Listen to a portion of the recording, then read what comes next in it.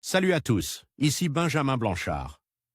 Bienvenue sur ma chaîne où l'on explore ensemble le monde passionnant des technologies modernes. Si vous êtes intéressé par les dernières innovations et que vous voulez rester à jour sur ce qui change notre quotidien, pensez à vous abonner. Aujourd'hui, on va plonger dans un sujet incontournable des nouvelles tech. Prêts à découvrir? C'est parti. Bonjour à tous et bienvenue sur ma chaîne. Aujourd'hui, je vais aborder un sujet qui nous concerne tous, le FOSS numérique. Nous vivons à une époque où les nouvelles technologies évoluent à une vitesse fulgurante, mais est-ce que nous nous développons aussi rapidement?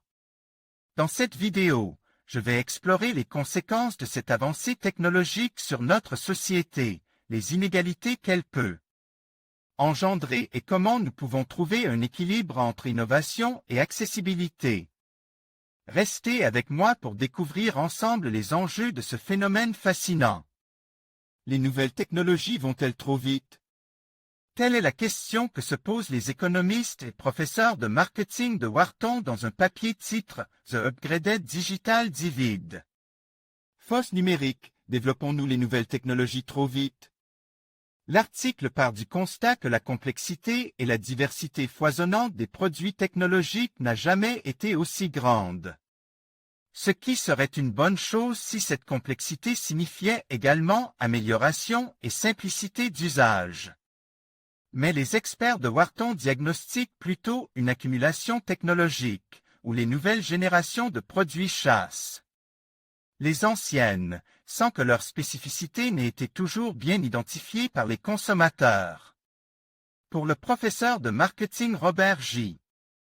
Meyer, les consommateurs sont confrontés au paradoxe de l'enchérissement. Ils cèdent aux sirènes des produits de nouvelle génération, mais sont déçus par la complexité des nouvelles options et n'utilisent que les fonctions de base. Au moment de l'achat, les gens focalisent sur les aspects positifs et imaginent les grands usages qu'ils vont pouvoir faire de toutes ces nouvelles fonctionnalités, mais ils ne prévoient pas toutes les choses qui les feront ne pas les employer, telles que la difficulté à apprendre à s'en servir. Cette possibilité d'ajournement infini semble avoir une conséquence, explique encore le professeur Meyer, selon le type de produit. La valeur symbolique ou technologique qu'il leur accorde, les consommateurs ne sont pas toujours tentés de se ruer sur les nouvelles générations de produits. Si on désire que sa télévision, son téléphone ou son ordinateur soient toujours à la page, on préfère que sa machine à laver reste simple et fonctionnelle. Aujourd'hui, selon le professeur Peter S. Fadé, les consommateurs ont vent des nouveaux produits avant d'être prêts à les comprendre.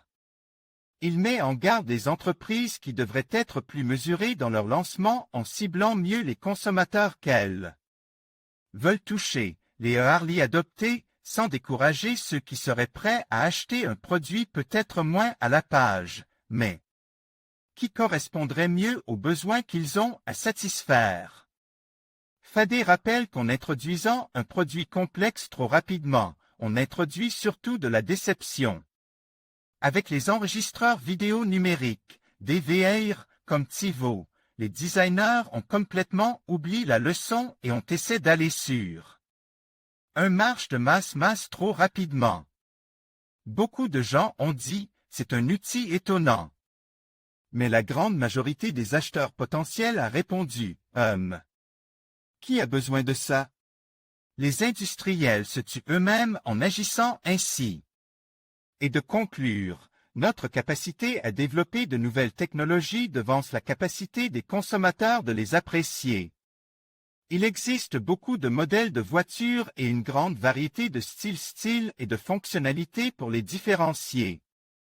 Cependant, toutes les automobiles utilisent les mêmes interfaces basiques, volant, tableau de bord, allumage. Si ce n'était pas le cas, conduire une nouvelle voiture serait un cauchemar. Nous devons arriver à ce point avec d'autres catégories de produits, mais nous sommes trop tôt dans la courbe, précise Kendall Whithouse, en charge du secteur des technologies de l'information à Wharton. En introduisant des produits technologiques aujourd'hui, l'accent se fait sur la différenciation et comment votre produit est unique. Mais si vous vous projetez dans 5 ou 10 ans, vous verrez de nombreuses fonctions devenir semblables. Vous pouvez constater cela avec des produits comme les télécommandes universelles, les appareils photo numériques ou le Mac mini des Apple. À mesure que nous progresserons vers ce point de basculement, la facilité d'utilisation deviendra la fonction la plus importante.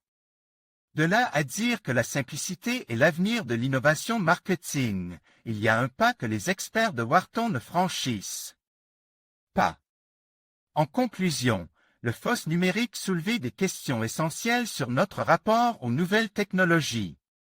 Si leur développement rapide peut sembler bénéfique, il est crucial de s'interroger sur les conséquences sociales et économiques qu'il engendre. Nous devons veiller à ce que l'innovation ne se fasse pas au détriment de l'inclusion et de l'équité. En prenant le temps d'évaluer et d'adapter nos approches, nous pouvons construire un avenir numérique plus juste et accessible pour tous. Réfléchissons ensemble à la manière dont nous pouvons avancer de manière responsable dans cette ère technologique.